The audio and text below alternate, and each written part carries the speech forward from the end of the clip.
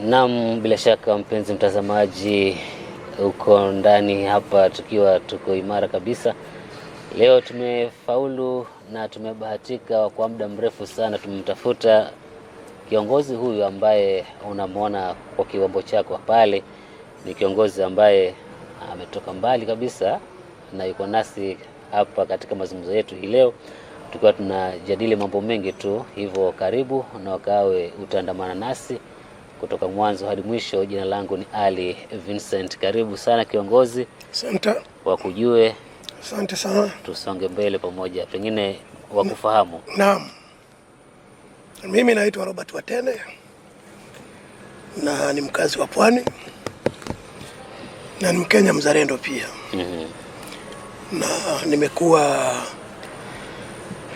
nikiishi kwa nchi nyingi kweli, nchi kama 16 hivi, kutoka hapa Afrika na Marekani na Ulaya. Kwa hivyo nimezunguka na nikajiangalia vile watu huwa wanaishi na vile serikali zinafanya kazi, na ndio ikanipa changamoto wakati nirudi huku kwetu Kenya. Nikaona ya kwamba kuna vitu ambazo havifanyiki vizuri kwa sababu ya uongozi ambao haufai. Ndipo nikasema basi mimi sita complain, sitarusha mawe, nataka niingie ndani niongee na wananchi, pengine watanisikiza, turekebishe hii nchi yetu ili umaskini uishe, sababu bado sisi ni maskini. Kwa hivyo mimi ningeomba wananchi wakati huu tufikirie, wakati tunaenda kupiga kura, tufikirie ni kitu gani mtu anaenda kufanya, kutafuta uongozi. Ni uongozi gani unautaka? Sababu sisi tunataka kurudisha mamlaka kwa wananchi. Nyinyi ndio mtakuwa mkiamua kile mnataka, serikali nayo inafanya kulingana na matakwa yenu. Sio kama vile sasa mambo yanatoka juu yanashukishwa bila hata wengine kujua. Tunataka wananchi wenyewe wajumuike kufanya kazi ambayo inahitajika na kuelezana kinachotakikana kule, ndio nayo serikali iweze kufacilitate hizo resources. Kwa hivyo kutakuwa na matofauti, nataka kuwe na tofauti katika uongozi. Naam. Asante. Naona tayari Bwana Robert ushaanza tayari ukiwa umeingia ndani katika utangulizi. Ni vizuri kabisa, lakini kwanza huyu Mkenya ambaye anatutazama, Mkenya ambaye anatusikia, Robert Watene Herman ni nani? Ni mzaliwa wapi hapa Kenya? Ni mtu ambaye na familia, amesoma kafika wapi? Naam. Mimi ndio ni mzaliwa wa Kenya na nimeishi sehemu nyingi za Kenya. Kutoka Nyanza, nilikuwa mdogo, nilikuwa Homa Bay. Halafu nikatembea kule upande wa Meru. Nikaanza masomo yangu Ukambani mpaka form 6.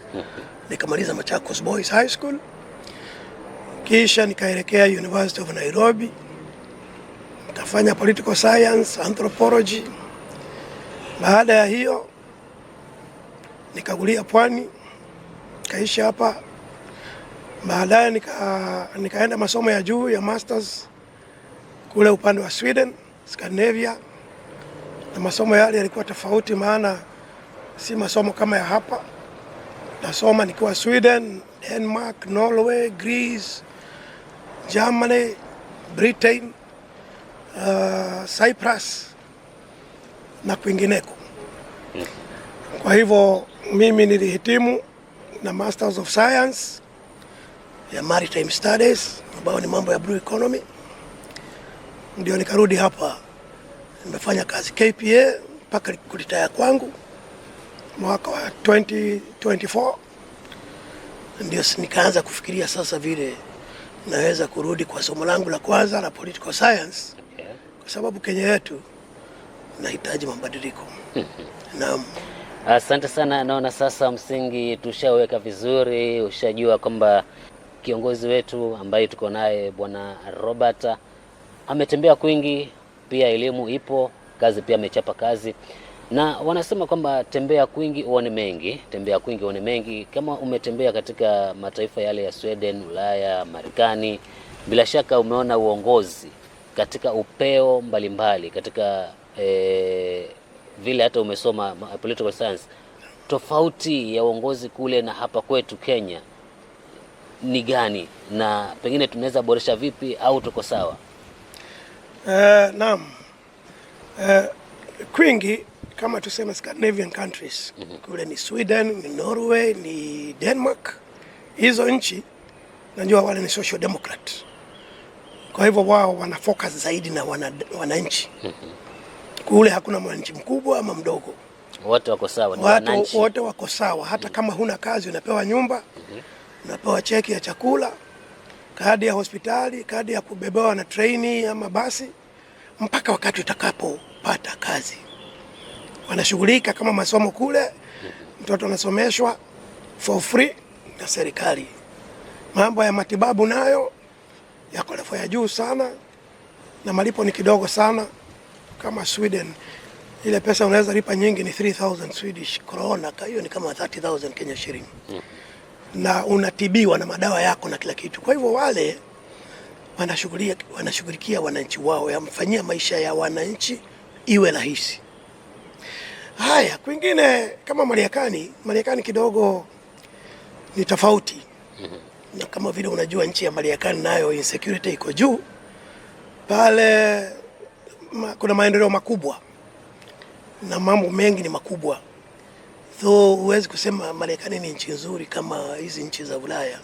Insecurity pia iko, lakini kuna serikali ina bidii ya kutoa nafasi za kazi. Na pia katika hali ya kuishi security iko nzuri sana, unalindwa kweli. Kule huwezi vunja sheria, kwa hivyo watu wanatii sheria kule Marekani sana. Ukiingia kwingine kama ni Netherlands ni nchi nzuri sana, nchi ya kujivunia kule, isipokuwa maisha na gharama iko juu, lakini wananchi wanaishi kwa furaha. Nchi hizi kile nimeona sana kile nimeona katika nchi hizi za Ulaya ni kwamba kiongozi wa nchi sana wale ni prime ministers, wako free na watu kabisa. Kwa mfano wakati moja kule Uingereza niliingia kwa train kule wanaziita tube, nikakuta jamaa amesimama kwa chuma hivi, nikamwangalia huyu ni prime minister huyu. Nikauliza mzungu mwingine, huyu ni nani? Akasema ni prime minister. What is the big deal? Kubana mbeba na gari ya moshi kama abiria wengine. Tena ameshikilia chuma yeye. Hajapata kiti. Hataki kuketi. Hataki kuketi. Sasa nikapata changamoto kubwa sana, kwa sababu sasa kama prime minister, kiongozi wa nchi, anabeba na treni na abiria wenzake. Kwa nini hapa Kenya rais akitoka hapa kwenda pale magari yanafuatana mengi na security kubwa? Shida iko wapi? Hilo ni jambo moja tutarekebisha Kenya. Kama nitashika uongozi, rais hatakuwa akiangaliwa hivyo, anaangaliwa. Tutarekebisha, tujue shida iko wapi. Mpaka rais mwenyewe hata kama anatembea na magari, sisi ni magari mawili matatu, kwa sababu tunafanya wastage nyingi sana. Wakati rais anafuata magari ya 40 ya 50, si sawa. Na sisi ni nchi maskini. Ile nchi ya UK, kumbuka wale ndio walikuwa colonizers wetu. Na kama colonizers wetu, yule mtu wao achunge kama huku kwetu, na wale ni watu wameendelea. Na sisi tusiwe tu kama wao. Tupunguze matumizi haya. Naam.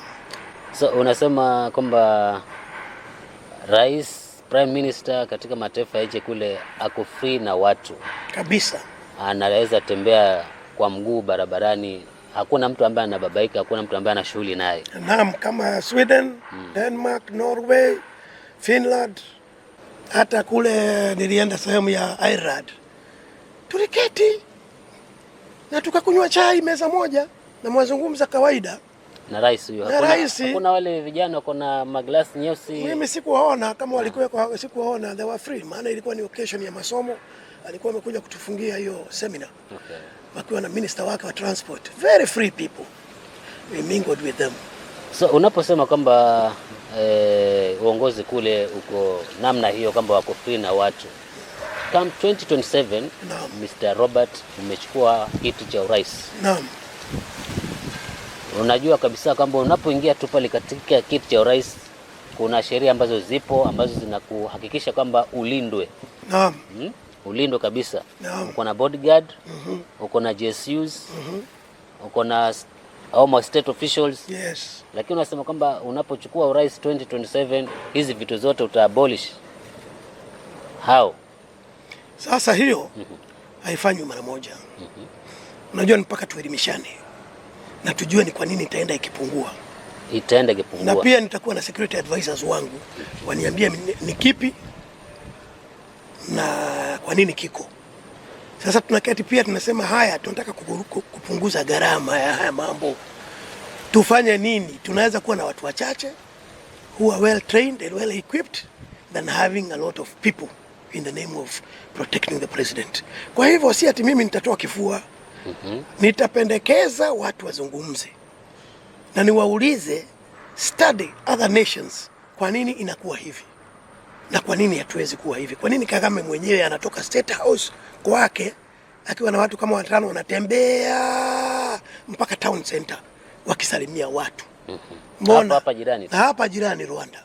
Kwa nini inakuwa hivyo? Ni mpaka turekebishe tabia zingine.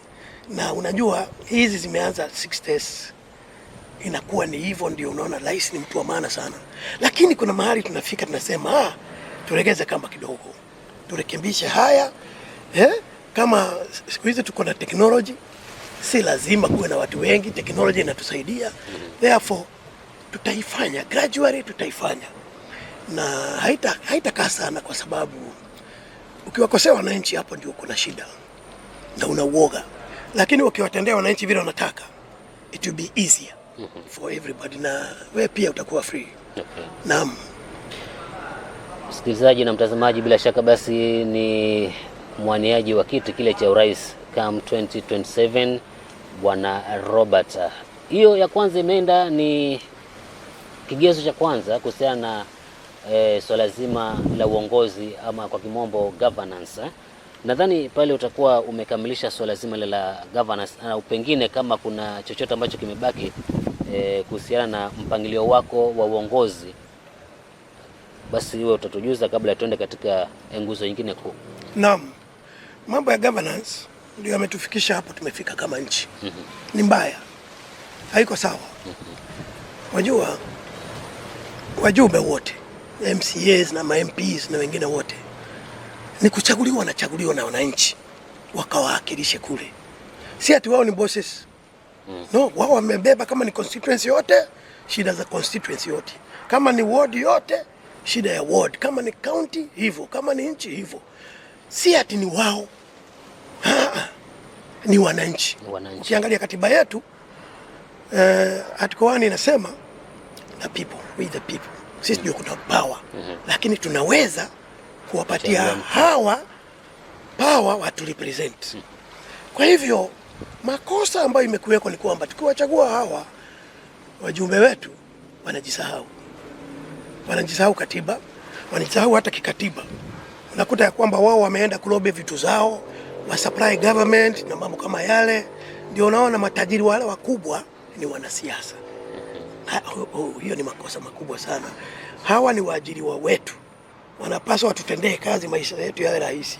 Inakuwaje sasa wamekuwa wao ndio wenye helicopters, manyumba makubwa na pesa nyingi? Kivipi? Kuna makosa makubwa. Sisi tunataka hii governance iregeshewe wananchi wenyewe. Mambo kama ni budget making, sisi shida zetu haziko sawa Kenya. Kuna wengine shida yao ni maji, wengine ni security, wengine ni mambo na chakula, na wengine ni mambo mengine. Inatakikana kwanza wananchi through public participation waseme. Na hiyo kwa wakati wangu itafanywa sawa sawa kama wakati wa zamani, wakati tulikuwa na baraza za chief. Mnaketi chini, mnaongea, kama ni waharifu mnasema ni fulani na fulani na fulani.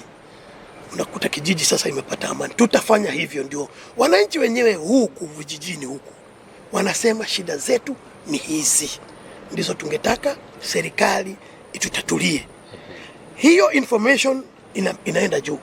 Kama ni ya kwa county government inaelekea kule, kama ni national government MP na yeye anapeleka bunge. ndio wakati wanafanya budget, resources ambazo zitapelekwa kule vijijini viwe ni resources ambazo ni za kusaidia yule mwananchi kamili. Naam, lakini tusipofanya vile, ndio unaona nchi iko tofauti. Huku kuna mashule mazuri, kule hakuna. Kule kuna security nzuri, kule hakuna. Ni kwa sababu watu hawaulizwi ni kitu gani mnahitaji, na sisi wenyewe ndio tuliwaajiri wale wajumbe. Kwa hivyo governance kwa upande wangu itabadilika, tutakuwa na public participation sana sana, na pia sheria zitafuatwa, na mambo kama MPs wakishachaguliwa wasahau mambo ya kusurprise serikali, kwa sababu sasa tunataka wawe na nidhamu ya kufanya ile kazi walitumwa na wananchi. Yes. Sawa sawa kabisa. Na pengine kabla hatujatoka katika swala hilo, tunayo katiba mpya ya 2010. Yes. Katika mtazamo wako venye sasa wewe unataka kuingia katika the highest seat in the country. Naam. Hii katiba inaweza kutusaidia kuafikia malengo yetu yote katika mtazamo wako na manifesto yako? Naam, katiba tunayo nzuri sana hii ya 2010. Isipokuwa sana sana viongozi hawataki kuitia kwa makini, kwenye makini. Utakuta wengi wanairuka kwa sababu ya nguvu zao. Na ndio unaona ukienda kotini mawakili wako na kazi kubwa sana ya kutetea wananchi kulingana na katiba. Katiba ni nzuri, vile inafanyishwa kazi ndio mbaya. Naam, hakuna kitu kizuri kabisa. Pia tutakaa kama wananchi wa Kenya, kwa sababu hii katiba ilitengezwa mwaka wa 2010 ndio tuliipata, na sasa tuko 2026. Kwa hivyo tuko na miaka 10 na ngapi, karibu na 6 kwa hiyo katiba. Tungetaka pia watu waketi chini waangalie kile ambacho wanaona si sawa na kile ambacho kinataka kirekebishwe, ndio wasafishe katiba iwe safi. Na sasa haitakaliwa vile ilikaliwa 2010, maana wakati ule ilikuwa ni siasa. Sasa itakaliwa vema na wananchi watapata nafasi ya kuzungumza matakwa yao, ndio kile ambacho hakiko sawa kirekebishwe. Najua kuna sheria nyingine inaweza kuja kufunga maendeleo, na sheria kama zile ndizo tutarekebisha ndio iweze kutufungulia maendeleo. Okay. Naam, Mr. President. Yes. Ni kwamba Kenya tuko na rasilimali nyingi, kuanzia Lake Turkana pale juu, tushuke mpaka pwani, kuanza kule Victoria mpaka Lamu, kila mahali. Naam. Si dhahabu, si mafuta, si bahari, si titanium, si chai, kahawa, kila kitu kiko Kenya. Naam. Lakini utakuta kwamba taifa letu limekuwa rasilimali hizi zinafaidi wachache. Naam. Ndio ambao wananufaika na rasilimali hizi. Unapoingia mwaka 2027 kama rais, naam, umepanga vipi kupambana na tatizo sugu hili la ufisadi katika serikali yako? Asante. Bila shaka ufisadi ni saratani kubwa sana kwenye nchi, na nimesema ufisadi huu ndio umefanya nchi yetu irudi nyuma, na hiyo tuwe pale tuko.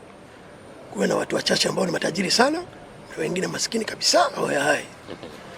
Na ni mpaka lishughulikiwe, lisiposhughulikiwa hakuna mahali tutaenda. Na ufisadi haukuanza sasa, kama tuseme ukweli, kutoka 1963 serikali ya kwanza ile ilikuwa na nafasi nzuri sana ya kumaliza ufisadi. Of course walitoa ufisadi huko kwa Waingereza, lakini wangerekebisha na nchi hii ingekuwa nzuri. Lakini hiyo serikali ya kwanza hiyo nayo ikaendeleza hiyo ufisadi, ndio mpaka wale unasikia pwani watu wanalia mashamba yalichukuliwa na kwingineko, na watu wengi wakawa wanazingira kila mmoja ndio waweze kupora mali ya nchi. Sasa makosa hayo akaendelezwa na mzee Moi wakati alisema tufuate nyayo. Ufisadi ukaenda juu sana to a point nchi yetu ilikuwa karibu kuanguka. Lakini kwa bahati nzuri tukapata mzee Kibaki, akajaribu sana muhula wa kwanza. Nakumbuka wakati ule kulikuwa na mawaziri kama John Michuki, ambaye alikuwa anasukuma maneno inaenda. Lakini kati ya ile serikali pia kulikuwa na watu wengine ambao wamezoea hiyo ufisadi, na ufisadi ukaendelea, na ndio kaona tamu ya pili ya mzee Kibaki alikuwa na tabu sana, kwa sababu hawa walikuwa wanapigania sana wachukue serikali. Sasa ilipofika wakati wa administration ya Uhuru Kenyatta, okay, he meant well na alijaribu sana, kwa sababu tumeona maendeleo alileta mengi, lakini kati yale maendeleo hizo projects zilikuwa na ufisadi mwingi sana. Nasikia kitu inatakikana itengeze na 40 billion, inatengenezwa 200 billion. Unakumbuka hata wakati wa Kimwalel Dam pesa ilienda na ikaenda hivyo. Alafu yeye mwenyewe rais ulisikia alisema ya kwamba kila siku Kenya inapoteza bilioni 2 kwa ufisadi. Kwa hivyo hili ni jambo mbaya ambao tumekuwa nalo hata kwa hii administration, pia tena imezidi kwa hii administration too much. Kwa hivyo hili si jambo la kuchukuliwa kimzaha. Mimi kwa administration yangu itakuwa ni kwamba tutatoa sheria ambazo mfisadi sana sana hawa wa huku juu wa serikali, wale ambao wanachukua pesa nyingi, project hazifanyiki, wale ambao wanachukulia mali ya wananchi vile wanataka eti kwa sababu wana impunity, wale nataka tupitishe kinyongo kwao. Patikana ufisadi si mara moja. Kama ulichukua mali ya watu, tunakupatia 90 days, karekebishe, rudisha. Ukirudisha sawa, tuendelee, lakini kama hutarudisha tutakushika, utaenda kotini, koti ikiamua, baadaye hata hatumalizi wiki moja tunakumalizia na tunakuja tunachukua mali yako yote inarudishiwa wananchi kupitia kwa serikali. Hivyo ndivyo itakuwa, watu watanyongwa kwa serikali yangu mpaka ufisadi uishe. Nchi zingine zimefanya vile kama China na ufisadi umeisha. Vietnam hivyo hivyo. Rwanda wanafunga mtu miaka 7, lakini Kenya hii saratani iko juu sana, mpaka watu waende kwa kaburi ndio nchi ipone. Naam, mpaka waende kwa kaburi ndio nchi ipone donda la saratani ya ufisadi. Naam. Naam, karibu tena mtazamaji wetu na msikilizaji wetu. Tuko naye mwaniaji kiti cha urais Robert Watene, ambaye amechanganua masuala kadha wa kadha tangia tuanzie kipindi hiki mpaka pale ambapo tumefika, na tunasonga mbele. Katika manifesto yako naona kuna njia na mbinu ya kumaliza ukabila. Naam. Ending tribalism. Naam. Ni mkakati gani ambao uko akilini kumaliza donda sugu hili ambalo limepia dororesha maendeleo ya taifa letu? Naam. Kwanza nianze hivi. Kenya sisi si wakabila wa Kenya. Na kama tungekuwa wakabila, makabila tuna mengi sana, hatungeweza kuishi pamoja. Lakini angalia vile tumetangamana. Kila mtu anaishi sehemu tofauti. Watu wanaoana kutoka makabila tofauti. Watu wanafanya biashara pamoja na makabila tofauti.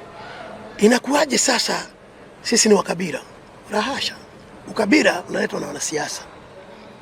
Na hao wanasiasa wanaleta ukabila ni watu ambao hawana sera na hawana binu. Hawa ni wale ambao wametuimbia rasilimali zetu, alafu wanakuja nazo sasa kwa wananchi kuwapatia handout kidogo kidogo, alafu wanawajulisha wajua sisi ni fulani. Sisi ni jamii fulani. Wakati ule mwingine wote haukusema wakati ulichaguliwa, hukurudi haraka useme sisi ni jamii fulani na tuna matakwa fulani, naambieni hii nipeleke bunge, hukufanya hivyo. Lakini wakati unataka kura unakuja kunaambia mimi ni Mgiriama. Sisi ni Wagiriama. Na ni mpaka tulinde haki zetu kama Wagiriama. Na ni uongo tu. Wewe ni haki yako unataka ilindwe kama Mgiriama. Unaona sasa? Kwa hivyo haya makosa yako na wanasiasa, na haya kurekebisha ni haraka sana, kwa sababu tutatoka na sheria ambazo hawa hata hatutawafunga hawa. Hii ni lack of discipline. Hiyo mdomo kupasuka hivyo, lack of discipline. Pale National Youth Service kuna mahali kuna discipline, watu wanapewa.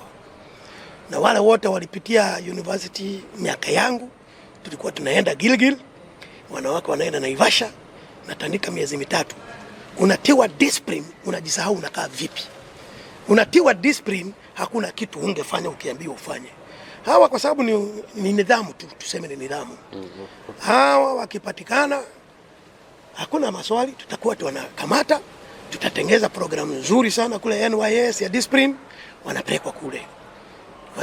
Wanakula kule siku 14, ile discipline ya hali ya juu.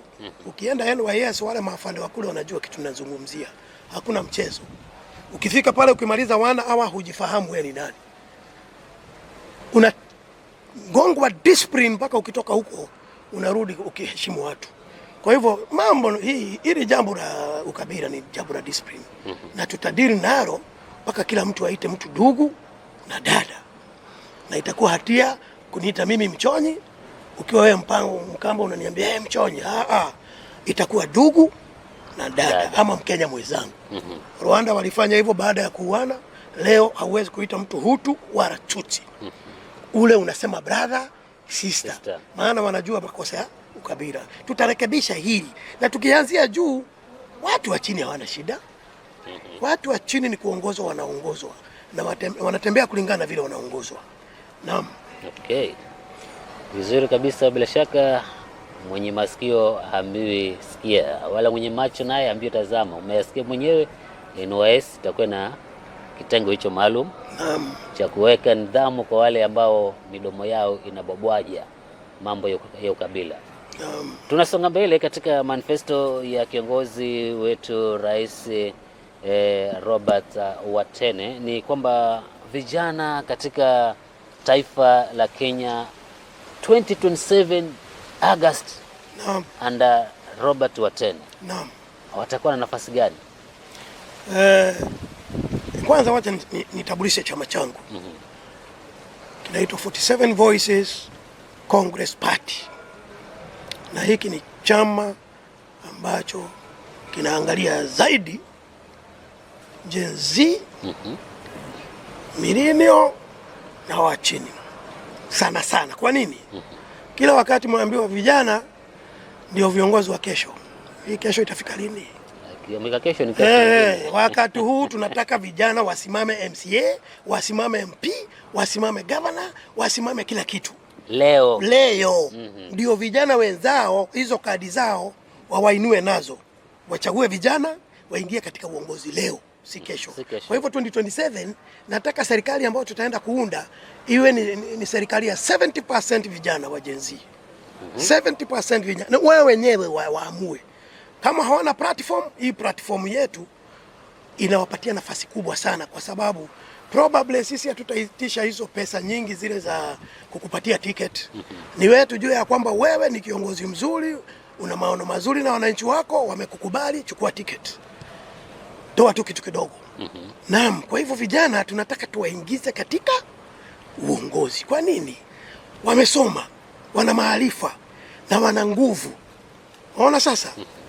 Sasa kwa nini tusiwatumie katika serikali, katika uongozi, na wao ndio sahihi, wana nguvu, watende kazi? Naam, serikali yangu itakuwa ni serikali ya vijana. Kienda kama ni wizara ya ICT, wao ndio watakuwa huko, kwa sababu wao ndio wanaelewa hiyo mambo. Mambo ya sports ni vijana, wao ndio wanaelewa haya mambo. Kuna ministries zingine kutakuwa na wazee kabisa. Hakutakuwa na kule, kutakuwa na wazee, atakuwa deputy wake ni kijana. Naam, mpaka generation nayo isome tu wisdom ya wazee, lakini itembee vile inajua. Ndio hii nchi yetu irekebishwe. Na ipate tuna maarifa mengi ambayo tumeyaradia na yako na vijana. Tunataka hao vijana sasa wawe viongozi, na itakuwa hivyo, mimi nimekubali. Okay. Naam. Sasa kazi kwako kijana, usisubiri 2027. Ni milango ya 47 Voices Congress Party iko wazi, sio? Kwamba usisubiri watu wachaguliwe, ni utembee moja kwa moja imahima ukaweze kupata kadi yako, sio? Naam. Uingie uongozi through chama hiki. Pengine itakuwa ni umesema kitu kidogo, pengine mpaka mkae chini katika chama ndo muamue kwamba MP atakuwa anaingia na kiwango fulani, governor atakuwa analipa kiwango fulani, MC atakuwa analipa kiwango fulani, au kwa sasa hivi tayari mkakati ipo? Kulingana na chama chetu tunataka kurekebisha Kenya ikae kama Kenya, wananchi ambao wote wako sawa. Kwa hivyo chama hakijaamua, lakini si pesa nyingi, itakuwa ni pesa kidogo sana. Affordable. Kwa sababu tunajua ni akina nani tuna deal na wao. Sasa kama ni majenzi, tuseme kwa mfano mtu hana kazi lakini ana maarifa ya uongozi, yule mtu hana pesa, utamsukuma mpaka wapi?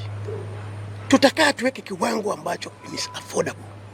Vyama vingine kupata MP ni 500,000. Sisi hatufiki huko na hatuna haja. Sisi ni kitu kidogo tu ya kurani chama, tunataka pesa kidogo ya logistics ya chama.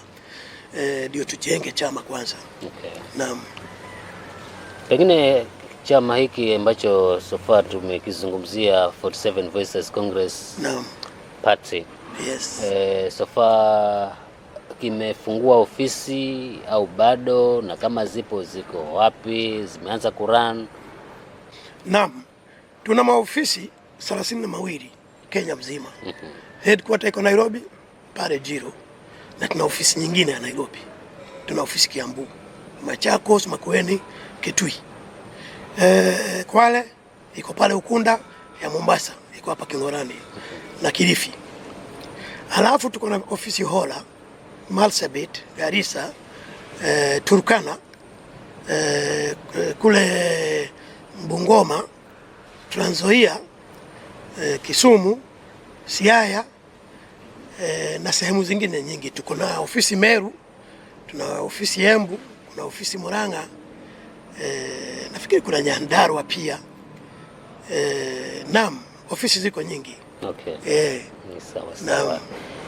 Ningependa tusonge mbele, lakini katika swala zima hilo bado kwa vijana pale. Naam. Wanasema elimu ni ufunguo wa maisha. Naam. Siku hizi wanasema kufuli mbalishwa. Kufuli balishwa. Elimu ndio ufunguo, lakini kufuli balishwa. Naam. Pengine katika serikali ya Bwana Robert. Yes. Kitengo kizima cha masomo kuanzia chekechea mpaka chuo kikuu na vyuo vile vya kadri. Naam. Mkakati uko vipi? Wajua kuna shida. Tangia uhuru tumekuwa tukifanya masomo ambayo hayafai. Watu wanaongea kizungu kingi, unafikiri ni kusoma. Hiyo si kusoma, hiyo ni kizungu ya Kiingereza. Masomo yanataka faida pale mbele. Wasoma ufanye nini? Mfano wa masomo ni kama umeenda pale Polytechnic umefanya wiring ya stima. Haukai bila kazi. Immediately unaenda attachment, either unafungua yako ama unaendelea kuajiriwa. Lakini maarifa unayo, unaweza fanya ile kazi. Na kama hizo nchi nimekuambia kama Sweden, wanaangalia mtoto akiwa grade ya chini ni nini interest yake, ni nini anaweza fanya. Alafu wanaweka weight pale, wanamsukuma. No wonder ndio unaona wachezaji wa soka nchi hizo wako sawa sana. Si hivyo. Wameanza chini. Hata kusomeshwa na training. Huyu mtoto ameonekana huyu ni mtoto wa D material, hata ukimfundisha vipi ile hashiki. Lakini akiingia pale kupepeta ako sawa. Kwa nini waste time? Si mtu ajue tu lugha halafu muendelee kwa uwaja. Na unajua wale watu wana pesa. Hizo ni talents katika dunia, ni talents. Yule mtu ana earn millions of dollars. Tunafanya makosa. Tunataka turekebishe haya masomo, tuangalie shida zetu Kenya kwanza ni nini. Sisi ni wakulima. Katika kilimo ni masomo gani tumeweka? Masomo gani yale tumeweka mwanafunzi akiyasoma anaingia kwa kilimo. Tuko na research facilities ngapi katika universities za kuangalia kilimo bora vile kinaweza kufanyika Kenya. Kwa hivyo masomo yetu, mwanafunzi akiingia grade 1, grade 2, hapo anaanza kukauliwa. Huyu anataka nini katika maisha yake? Sasa tunaanza kuifocus. Kama huyu ni mtu anataka mambo ya kilimo, anataka upande gani? Ni upande wa mchanga, acheze nao atuambie hapa kutapandwa nini? Ama ni upande wa technology ya irrigation? Ama ni upande wa mimea kuzalishana, ama ni nini? Tunaanza kumchukua kutoka pale, atembee na hiyo kitu mpaka mwisho. Ndio by the time anafika kule grade 10 anaweza fanya mambo yake ya kusaidia nchi. Okay. Tunataka turekebishe ya masomo. Kwanza ya masomo siyataki hivyo mimi. Nataka watoto wao wanaingia saa 3 asubuhi na wanatoka saa 9. Wanaingia saa 3 asubuhi. Saa 3 asubuhi wanatoka saa 9. Lakini kati haya masaa kile watakuwa wameweka hapa ni ya maana zaidi. Isiwe kama ni punishment tunafanyia watoto. Iwe ni mafunzo tunaenda kuwapatia. Mafunzo ambayo yatawasaidia katika maisha yao. Aidha kujiajiri ama kuajiriwa. Na sasa hii tuko na curriculum nzuri inaitwa CBE, Competence Based Education. Ni nzuri kwa matamshi. Lakini ukienda kule kwa mashule bado haijakuwa implemented. Bado haijakuwa implemented. Unaambiwa ubeba mayo kwa funzo vile anapikwa. Sasa hiyo ni nini sasa? Nataka competence based ni kuangalia ni huyu mtoto anaweza kuwa na competence gani ambayo tunaweza kuivuta tukaiendeleza. Ndio mwisho akakuwa mtu wa maana katika nchi. Kwa hivyo haya masomo tutayakalia chini. Ni mazuri na tunataka masomo i-designiwe tukifikiria nchi ya Kenya. Si huko nje ati unasoma kwamba sijui Vasco da Gama alifanya, sijui nini. Unajua Wakenya wanajua mambo zaidi ya nje kuliko nchi yao. Wakenya wangapi wanajua katiba yao? Hiyo nayo itafunzwa kwa shule. Ndio kila mtu anajua katiba yao inasema hivi. Na sheria za nchi zinafanya hivi. Kama ukienda USA hata ukishikwa unaanza kutoa masheria. Kwa sababu umefunzwa, unajua haki yako. Huku watu wanashikwa na polisi hata hajui mambo yake. Unatoa haraka unatoa 500 unapeana kwa sababu hujui haki yako. Tunataka wasome mambo ya sheria na katiba wakiwa shule bado. Ndio mtu anapata ile confidence ya kuishi na wengine kule nje. Naam. Shule zetu ziko na changamoto. Hasa shule zile ni boarding schools. Shule ambazo ziko na mabweni ziko na changamoto. La kwanza tuseme viongozi wa shule kama hawako makini wanapoteana na wanafunzi. Unajua mwalimu, nishakuwa mwalimu mara nyingi, na mwalimu mzuri anatembea na vile wanafunzi wanafikiria. Usijifanye wewe ni mkubwa ati wale hawajui. They are sharper than us as teachers. Ile kitu inatakikana kwanza ni uweke urafiki na wanafunzi. Wakuwe free na wewe, wanaweza kukuambia chochote. Na umeona principals ambao wamekaa hivyo, shule zao hazina shida. Lakini ukiwa wewe ni mtu ambaye wa kuogopeka, generation hizi tuko nazo, hilo si sawa. Ukiwaonyesha hivyo na wao watakuwa hivyo. Inatakikana ujishushe down to earth. Uweze hata unaweza kuingia kule kwa mabweni zao, mnakula story. Naona hapo ndio utajua kama kuna bullying, na pia mikutano mingi ya kuadvise na kuguide outside education yao. Unawaambia mambo ya maisha vile yanatembea. Kwa hivyo ni muhimu kukaa mkizungumza pamoja, kuwafanya marafiki, na ukisikia wakisema kitu usichukulie mchezo. Usichukulie mchezo. Inatakikana hata kwa mfano, si wameambiwa asiende shuleni na simu. Nafikiri tunaweza rekebisha hiyo. Kila mtu abebe simu, lakini iwekwa wapi? Mahali kwa yule who is in charge of those phones. Ikifika weekend, you can give them like 2 hours. Chukueni simu, pigieni wazazi wenu, semeni na wao 2 hours, legesheni simu hapa. Ile itasolve mambo mengi sana. Na sikumaanisha ati hawana simu, wanazo lakini wameficha. Lakini ukiwa open free vile, hakuna shida itakuwa. Utawapatia haya. Hata hapa shule tumeweka wifi. Katika yale masaa mawili you can also do your research. Kama kule computer room is congested, mnachapa research, mnafanya mambo yenu, mnaongea na marafiki 2 hours, you get relieved. Alafu sports, na hakikisha shule iko na sports nzuri. Wale watoto wakicheza wanasahau kufanya mambo maovu. Alafu hata mambo ya diet, zungumza na wao mambo ya diet. It's very important. Sisi zamani tulikuwa tumezoea kugandamizwa. Wale watoto tumewazaa wako hivyo. Hawaamini kugandamizwa. Ndio unaona wanaweza kuingia mpaka parliament na wakakalia viti za Speaker of the National Assembly na wamefukuza watu. They are dangerous people. So we have to work with them kama marafiki. Walimu waache kujifanya wajeuri na waache kujifanya vichwa ngumu, wakuwe marafiki wa wanafunzi, na hakuna kitu kama hichi kitatendeka tena. Alafu pia kuna bad influence kama hiyo nakwambia, lesbianism and gayism katika zile shule. Na ule ni mtindo mbaya. Ule si mtindo wa kufukuza mtoto aende nyumbani. Wale ni unaleta counselors, wanapatia counseling. Naambia ni msichana unahitaji mwanaume, si msichana. Tunasonga mbele, rais wetu wa 2027. Tumezungumzia elimu, tumezungumzia pia vijana, tumezungumzia ufisadi na vile ukabila, tumezungumzia pia uongozi. Naam. Nataka utueleze yale ambayo unapanga katika uundaji wa nafasi za ajira. Naam. Job creation. Naam. Kwa yule ambaye amesoma, kwa yule ambaye hajasoma, lakini ujuzi ako nao. Naam. Hawa wote wako Kenya na wanataka kuishi. Naam. Kazi ziko Kenya, ni vile kuna watu wamezembea. Na ndio vijana wengi hawana kazi leo. Kwanza unaangalia nchi yako. Nini cha muhimu katika nchi yetu? Ni kilimo. Si ni kilimo? Kilimo. Alafu katika kila kilimo huwa tufanya nini? Tuazalisha kisha tufanya nini?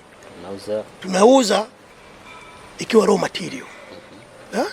Kisha tuna import kahawa inaitwa Nescafe ambayo ilikuzwa Kenya.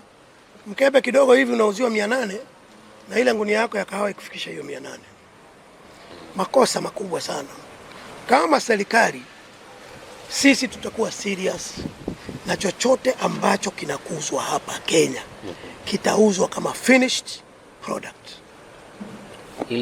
Kilimwe, kipelekwe factory hapa kitengezwe, kikuwe packaged, kiwe marketed, made in Kenya. Yes. Kwa nini nakona uchungu? Nilienda pale Ujerumani mahali kunaitwa Bremen.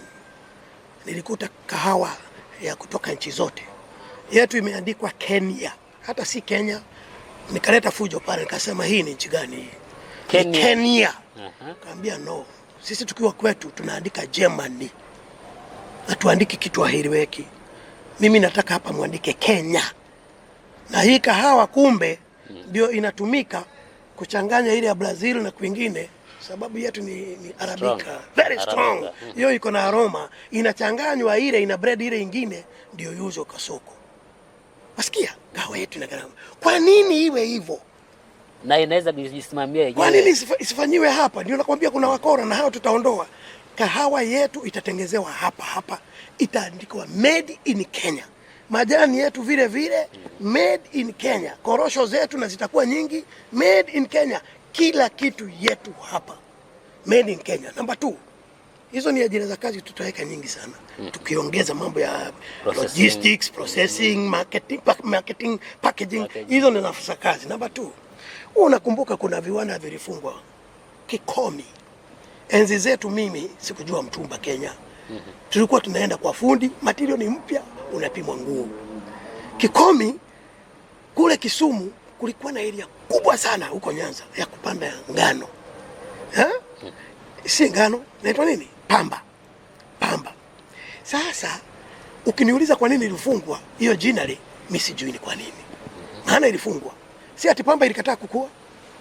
Mambo kama yale tutayarudisha na tuongeze acreage kubwa, kwa sababu mimi pia niko na dream gradually hatutanunua nguo ya mitumba tena. Hapana. Tutatengeza nguo zetu hapa. Tutaangalia through research hii ngano hii pamba inaweza kukua wapi na wapi. Na si mpaka jinali ikuwe hiyo ya Kikomi, tunaweza kuwa na jinali zingine kwingine ambako pamba inakuwa. Tutafungua nafasi za kazi kwa upande huo pia. Haya, makaratasi siku hizi tuna import. A big shame. Karatasi tuna import. Kwa nini tuna import karatasi? Hatuna misitu. Unakumbuka sisi tulikuwa na Webuye pale. Kulikuwa na pan paper. Ilienda vipi siasa? Na ikafungwa kwa sababu ya siasa mbaya. Vitu kama zile tunaregesha. Kuna vile watu walikuwa wanapanda miti, wanaingia kule chini wanalima, alafu miti ikiwa mikubwa wanaondoka. Miti kikomaa inakuwa harvested. Tutarudi pale ndio tuweze kupata bao zetu pale na karatasi zetu tuzipate pale. Hii dola tunatumia kuimport hizi makaratasi ikae kwetu, shilingi yetu hiyo na nguvu ya kushindana na pesa zingine. Unaona sasa pale ni kazi zingine tumeanzisha. Haya, ukiangalia vijana wetu wa majenzi hawa na maalfa, mambo ya simu na kompyuta wako sawa. Na wengine hata hakuna mtu amefunza. Anaingia tu kwa pale kwa jamaa anatengeza, anaangalia anaanza kutengeza simu. Hakufunzwa university. wala shule. Hawa vijana hizo ni talents wako nazo. Hawa marafiki zetu wa Korea ambao wanatengeneza Samsung, wengine wa China na wengineo ambao wanatengeneza hizo vitu, si ni marafiki zetu? Kama hizi EP zetu tuko nazo hapa ambazo zinaletwa material wanamalizia hapa, inatumwa kule Amerika. Je, tukiongea na wao vizuri walete hizo EPZ hapa, tuwe tuna assemble vitu kama simu hizo, whatever it is, hapa kwetu. Ni vijana wangapi watapata kazi? Na unajua kuna vijana wengine hawataki kilimo. Wao wanataka electronics, wanataka wadili na hizi vitu. And within no time utaona na wao wakidiscover mambo yao through kupitia hizo kazi ambazo wanapewa. Zaidi ya hiyo, tukienda upande mahali nimesoma mimi, masomo yangu ni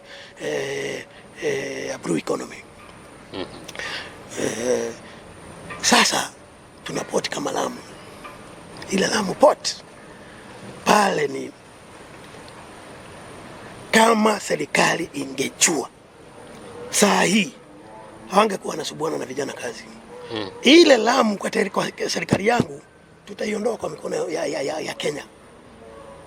Tunaweza kubaki pale kama lord wa kutengeneza kule dredging na vitu kama hizo, lakini wenye kuoperate huko watakuwa ni shipping lines, major factories in China, in Korea, in Japan, waletwe pale kama vile Emirates walifanya na Dubai kule na Jebel Ali.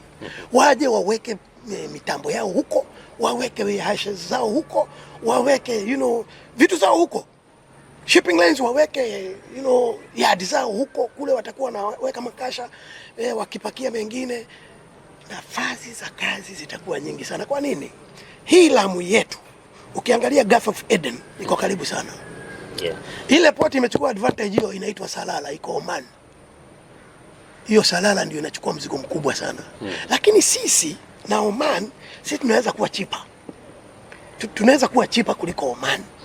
Alafu sisi port yetu haiko direct wa bahari. Unakumbuka Manda imezimba pale, so meli zetu ziko safer. Ile ya Oman, ile Salala, hata wakati mwingine kleni zinaangushwa sababu iko direct wa bahari. So ni kujipanga. Na unajua hapa Lamu sasa mzigo wa kwenda Europe, meli zinatoka na kule China zinakuja zinamwaga. Ule umetoka Marekani na Europe, zinabeba zinarudisha China. Zingine zinabeba zinapita hapo Suez Canal, Mediterranean, wanapeleka Europe, zingine wanapeleka Amerika. Na nafasi kubwa sana, lakini serikali haijui. Serikali yetu itahakikisha kutakuwa hivyo. Zile kazi zitatoka pale ziko nyingi, direct na indirect. Sababu hizo makampuni zitaajiri makarani, madriver, equipment operators, watu wa aina hiyo, security, whatever. Alafu pia ujue huko kuna watu watakuja wanaleta mambo ya malazi, nyumba za kulala, mahoteli za kukula, transport, clubs, mashule, hospitali hivi. Unafikiri nafasi ngapi za kazi tutatengeza Lamu tukifanya hivyo? Nafasi nyingi sana. Hiyo ni kiojo tu, mambo ni mengi. Kazi ziko.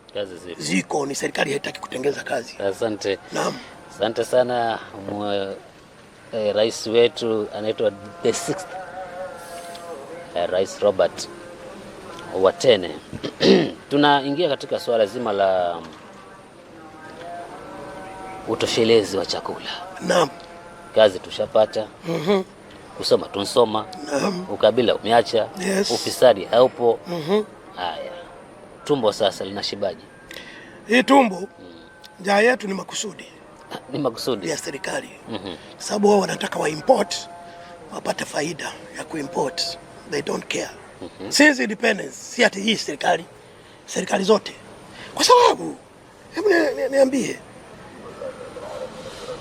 kutoka mwaka wa 63 mpaka leo ni 2026, kuna watu wanaiba njaa Kenya hii, hawana chakula. Na wale wengine, hata wale wanafanya kazi, ukienda uangalie mili ile wanakula, utashangaa sana, inapimwa kama dawa. Kwa sababu chakula gharama yake iko juu na hakipatikani vizuri. Kile kitu tutafanya ndio tuweze kuwa na chakula cha kutosha Kenya hii. Tutaangalia ni wapi kuna hitaji maji ya irrigation. Sababu kama hivi tunazungumza kule North Rift Saa hii hawakupata mazao mazuri, sababu hali ya anga haikuwa sawa. Na unajua huko ndio watu wanatoa mahindi, kumaanisha wakati huu tuta import sababu granali yetu haikuzalisha vizuri. Sasa je, mtu hakufikiria akaona ya kwamba plan B ya hii ingekuwa tumetengeneza mahali tunaweza fanya maji ya irrigation, iwe borehole ama iwe maji ya ziwa ama ya mito. Tuko tayari, kukiwa na kiangazi tuna pump maji yanaingia katika mashamba. Tuwezi uende mahali kama Ukambani. Ukambani shida ni maji tu, wapatie tu maji, utashangaa yale matunda yanatoka kule na mazao mengine. Kule North Eastern shida ni hiyo hiyo. Kule kwanza ukipata maji kule North Eastern, kile chakula kinalimwa kule, utashangaa. Kwani ni shida gani ku drop boreholes tusiweke pale, na kwingine kuna Lake Turkana tuweke maji, tupeane kwa mifereji, iweke kwa reservoir, tuanze kilimo. Hatupaswi kuwa na njaa. In fact, tunataka kila county ikuwe na kisiagi yake ya unga. Kila county. Kwa nini? Ndio ile unga iwe ya bei ya chini. Kwa sababu unajua supply itakuwa juu. Na supply ikiwa juu, demand inashuka. Demand inashuka. Kwa hivyo bei inafanya nini? Inashuka. Na hiyo ndio tunataka sisi. Lakini mkulima apate nini? Apate faida yake. Naam. Hayo mahesabu bila shaka hayaniingii mimi peke yangu, pia wewe mtazamaji na msikilizaji unayapata vizuri, unayapata vilivyo. Ni mimi natamani tu tayari tuwe tumeingia 2027, hizi vitu ziwe ziko practical, Mr. Robert. Naam, itakuwa ni sawa kabisa. Tunapoendelea kumalizia na tamani tuzungumzie swala hili la matibabu na afya bora. Naam. Matibabu na afya bora katika serikali hii ya 47 Voices. Naam. Itakuwa iko namna gani? Sasa uzuri tunarudi kwa SHA na SHI au tunasonga vipi? Sasa uzuri wa serikali ya 47 kiongozi atakuwa ni wale wanaitwa baby boomer. Alikuweko since independence na amekuwa akiona kinachoendelea. Serikali ya kwanza ilikuwa nzuri upande wa matibabu. Ungeenda dispensary kosa dawa na walikuwa na nurses wa kutosha vizuri. Okay, population haikuwa kubwa lakini ilikuwa service ilikuwa nzuri. Hata private hospitals zilikuwa chache sana. Tukaingia wakati wa second government ya Mzee Moi, hapo ndio shida ilianza. Kwa sababu tu ya ufisadi. Kawa madawa hayapatikani na mambo mengine kama hayo. Serikali hiyo nyingine ya Mzee Kibaki wakajaribu, wakasukuma standard ya health ikaanza kuwa nzuri. La wakati wa Mwana Kenyatta, unakumbuka hata wakati huo kulikuwa na vitu zinaitwa linda mama, wamama wanajifungua bure na kidogo, isipokuwa pia ufisadi ulikuwa hali ya juu, mahospitali kidogo dawa zilikuwa zinafika. Lakini wakati huu kidogo tu wameenda off guard. Wamebadilisha ile ilikuwa NHIF. Watu kama sisi tuliretire na NHIF, hiyo pesa yetu ya savings zote hatujui kule zilienda, tukaambiwa tuingie SHA nayo na matatizo yao mengi. Sitaki nizungumzie yale. Mimi nataka kuzungumzia yale tutafanya. Ndio. Tutarekebisha ya kwamba mambo ya matibabu mpaka tuangalie shida iko wapi. Kitu ya kwanza, mimi ninaumwa sana kuona mtu anaenda hospitali asubuhi ana shida huko mpaka usiku hajafanyiwa matibabu. Shida ni nini? Tuelezewe hiyo kwanza. Ni staff hatuna wa kutosha ama ni shida gani? Ama ni hospitali tuko na machache? Kama ni hivyo, tufanye devolution ya hospitali. Tunaangalia kila population ni wangapi hawa, tunawekea ka dispensary pale. Na tunawekea ka ambulance pale. Na tunawekea clinical officer pale. Tunawekea nurses pale, lab technician moja pale. Ndio matatizo madogo yale ya homa na nini wanafanyiwa pale. Kama ni hiyo ingine kubwa wanapelekwa kule referral ama level 4. Sasa alafu haya madawa kama hivyo nimekuambia, India ni rafiki yetu sana. Na India wako na ujuzi sana wa kutengeza haya madawa. Hata hao China. Sasa India, unajua pia India wako ndani ya Kenya, wao pia ni wa Kenya. Na kama ni urafiki tuko nao na uhusiano mwema, tunaweza kuwatafutia sehemu bila malipo na bila ushuru, wafungue tengeneze dawa. Wakitengeneza dawa za kupatia serikali, ndio tuweze hiyo gharama ya dawa tuweze kupeana dawa bure kwa hospitali, maana dawa sasa ndio inaonekana ni gharama ya juu. Alafu hizo equipment zingine zote tutaangalia ya kwamba kila hospitali ina zile equipment zinatakikana. Unaona, kama ni hospitali za kansa zitakuwa specific na teknolojia ambazo zinatokezea ziwe zinawekwa pale, ndio watu wa kansa waache wanasumbuka sana. Ukienda vile wanafanywa wanasumbuka, watu wa kufanywa dialysis wanasumbuka, na watu wa kansa wanasumbuka sana. Inatakikana kuwa na hospitali specific ambapo ukienda kule ni mambo na kansa tu, ama mambo hayo ya dialysis na gharama yake iko juu sana. Serikali inataka ipunguze ile gharama sana as much as we can, ndio watu wapate huduma bora katika hospitali. Okay. Naam. Rais wa 6 wa Jamhuri ya Kenya 2027 Mr. Robert Herman Watene. Naam. Tunataka tuzamie swala zima la maji safi ya kunywa. Naam. Maji ya unyunyiziaji mashamba. Naam. Maji ya matumizi ya nyumbani. Naam. Swala hili katika serikali yako ya 47 Voices ambayo ni serikali ya Kenya. Naam. Umelipangiaje? Naam. Njoo, maji ni kama hewa. Maji ni muhimu sana na ni haki ya mwanadamu. Lakini hii tatizo limekuweko kwa muda mrefu sana. Na ni kwa kila mtu. Watu watakwambia wanagharamia maji sana. Hata hawa ambao wana pesa wanagharamia sana maji. Bei ya maji pia imeenda juu, na ni watu wengi hawezi kuafford maji safi. Ndio unaona kama huku kwetu Pwani sasa ni mkokoteni, maji ya kisima na adhari zake. Kwa hivyo kitu tutafanya, teknoloji sasa iko juu sana. Bahari kama hii tunaweza toa maji pale ikasafishwa tukayanywa, tukayatumia kwa matumizi mengine yote. Tukienda kwa maziwa, Lake Nakuru, Lake Naivasha, maji tunayo. Lake Turkana, Lake Baringo, huko mito na mengine tutoe kwa boreholes. Na yale ambayo yako na chumvi yanasafishwa, yanatupwa kwa reservoir tanks, ndio yaweze kutumika kwa kunywa, kwa matumizi mengine yote mpaka kilimo. Kwa hivyo maji, nafikiri kuna budget kubwa itaenda kwa maji. Ndio Wakenya wapate maji, na si hivyo tu peke yake. Ndoto yangu ni kwamba kila Mkenya awe na mfereji pale kwa Kenje wa maji safi.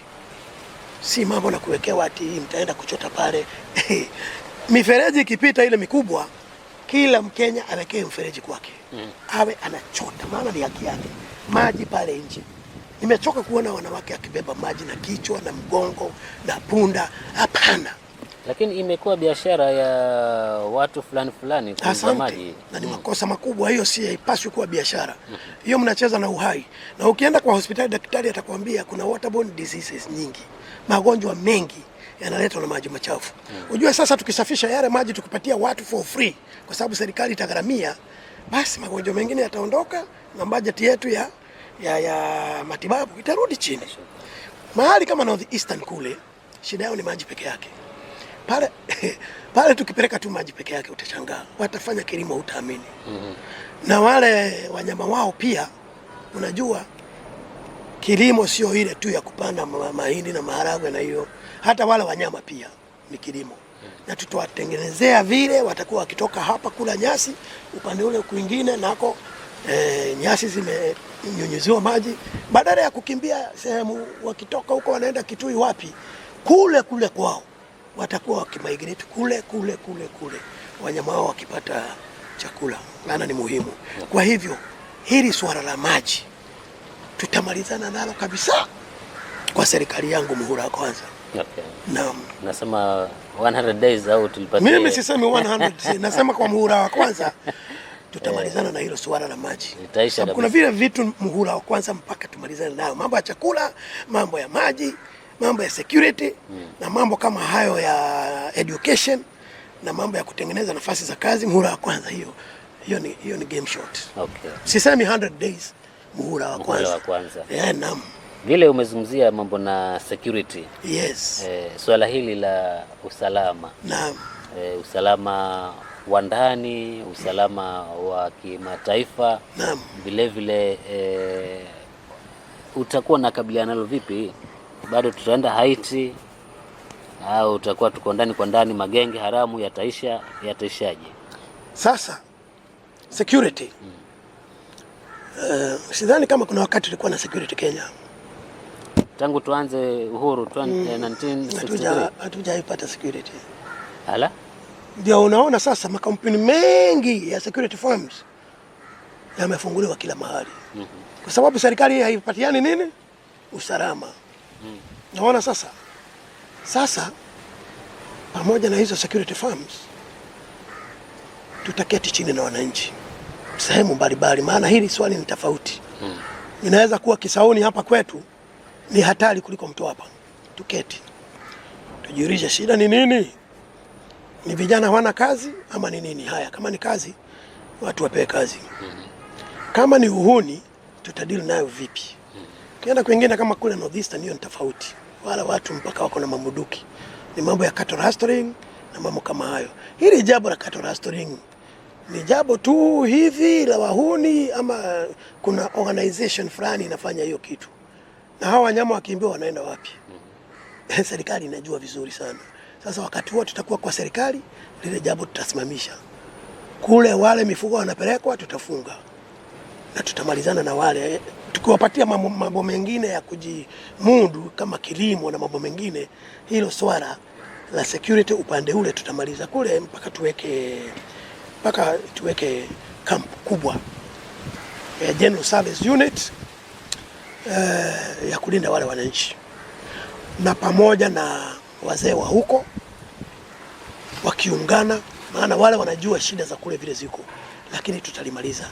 Huku kwingine nitaomba NYS ambao they are very well trained, tuanze pia kuwajumuisha pamoja na polisi kufanya patrols kama sehemu kama hizo Likoni huko nini, mchana na usiku kuwe kuna polisi wameandamana na NYS.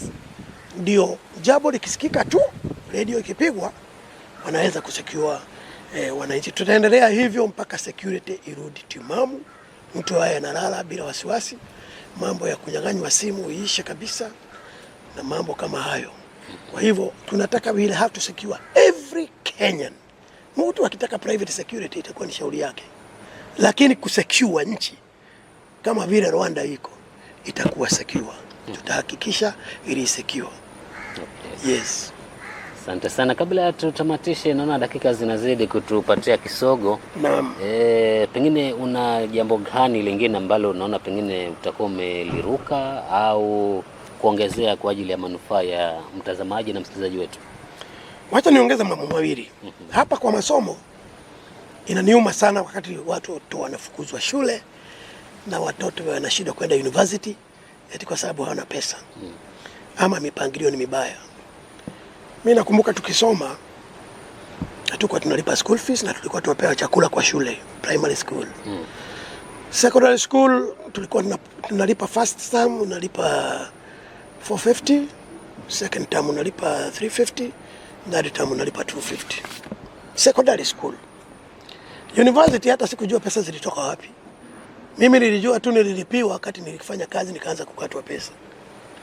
Hapa kuna challenge kubwa na serikali mpaka ikubali ya kwamba hatutaki kuongea mambo ya school fees. Hii basari zote hapa tunasikia tutafungua kiti ya education. Tuite education kiti. Tuangalie ni pesa ngapi hizo.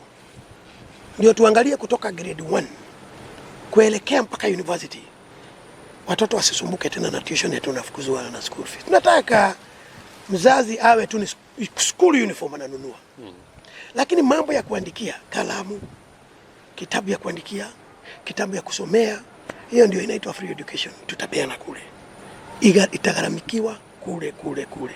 Kazi ya mtoto ni kusoma na kwenda nyumbani, kuoga, kurudi shule. Hakuna mambo mzazi hujanunua kitabu. Hapana. Masomo ya sisi tukisoma 1970s tulikuwa tunamaliza kuandikia kile kitabu, unapea mwalimu, anaradua hapa katikati, anakupatia mpya. Unaona sasa? Kule unapewa mpya. Pencil unapewa pale pale. Vitabu ya kusomea unapewa pale pale. Na kila Wednesday kulikuwa na traveling library.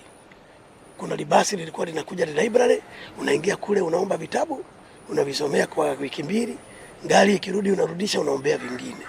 Kwa hivyo wazazi wako wananunua vitabu, textbook, hako wananunua. Kwani ni vipi sasa na ekonomia yetu imekuwa kubwa sana, hatuwezi fanya yale mambo? Technology iko, we can lower the price as government, tunaondoa hizo ushuru, vitabu zinatengenezwa, watoto wanapewa shule. Unaona sasa? Kwa hivyo pale kwa masomo, nataka niseme ya kwamba masomo yatakuwa bure. Yatasomwa bure. Hakuna mtoto atafukuzwa school fees. Na hakuna mtoto atafukuzwa kitu kingine chochote. Masomo yatakuwa ni focused na bure. Lile lingine katika governance, katika uongozi wangu, nitawasihi wananchi na wabunge wote ya kwamba tukiendelea kufanya vile tunaendelea kufanya kazi saa hii katika kwa serikali, hatuwezi enda mbio. Nataka tukubaliane ya kwamba kila mtu ana maarifa yake. Daktari ni daktari, kinyozi ni kinyozi. Sasa wewe ukichukua waziri ambaye hajui hata dawa hii inaitwaje, unamfanya waziri kule, anaunganisha nini? Haunganishi. Kule kunataka daktari ambaye anaelewa system vile iko. Ndio wakati anasema kitu, anaelewa kitu anasema. Ndio tuweze kuboresha. Kama ni mambo na elimu, yule mtu anataka kuwa waziri wa elimu ni mtu anaelewa mambo ya masomo vile anaenda. Ndio akipatia serikali advice, tunaelewa ni kwenda tunaenda mbele. Si namna hiyo? Kama ni planning, unajua huyu jamaa yuko sawa. Ni kama Kivutha Kibwana, huyu akiketi chini ama Peter Anyang' Nyong'o, huyu akiketi chini, mimi napatiana mfano wa good planners. Akiketi a plan, mambo yanaenda. So kwa fupi ni kwamba kuwe na mtaalamu, kutakuwa na professional, wataalamu katika wizara. Waziri atakuwa mtaalamu wa ile wizara, wa yale mambo inafanya pa. Kama ni kilimo, namna hiyo. Kama ni ICT, namna hiyo. Ndio tuweze kuondoka. Na mimi nachukua, I am borrowing a riff from other countries. Huku tuna mawaziri wanasiasa who are mostly not qualified for the job. Wanaambiwa kuna experience na siasa. That is not qualification. Ndio unaona tunapata shida. Lakini tunatakikana ndio tupige hatua haraka. To deal na professionals, watu wanaelewa kazi yao. Ndio wakati tunaenda katika meeting ya cabinet, wananielezea tumefika hapa, shida yetu ni hii na hii na hii. Tunaangalia, tunasema sawa, kama ni hivyo, wacha tuachilie hii kwanza iende. Lakini ni kitu inafanya kazi kwa wananchi. Si mazungumzo ya kuweka allocations ambazo mnajua mnataka kwenda safari zenu alafu mpelekee magafred zenu. Hapana. Kwa hivyo nchi governance itakuwa super. Naam. Sawa sawa, pengine tunapokamilisha kabisa, unawaambiaje Wakenya? Wito wako kwa Wakenya? Naam, Wakenya wenzangu, asante sana. In fact, nataka hilo jina la wananchi liondoke, jina la wenye nchi lirudi. Maana Wakenya sisi ndio wenye nchi. Kwa hivyo kama wenye nchi, naomba jambo moja sasa. Siasa zimeingia, zimeanza moto. Na kawaida wanasiasa huwa wanakuja na mambo mengi ambao ni kinyume na sheria.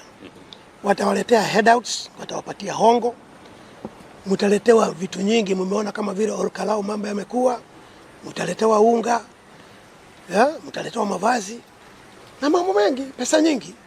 Lakini kumbuka, wanaowaletea hizo pesa walikuweko miaka hiyo yote. Hawakuwa wanawaletea. Kwa nini?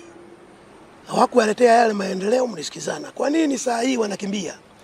Wanakimbia ndio muwapatie nafasi nyingine ya kwenda kupora nchi, alafu baada ya miaka 4 watakimbia tena na headouts. Tafadhali na waomba, ili turekebishe nchi yetu, hata tukichukua zile hongo ambazo tunapewa na wale wanasiasa, kwa sababu tunajaa chakula mpaka tuchukue pesa mpaka tuchukue. Fikiria wewe kama mwananchi binafsi, ungetaka kuishi katika hali hiyo uko mpaka miaka gani? Na ndio tumetokea sisi kama Congress Party tunataka tubadilishe, turudishie Wakenya nchi yao.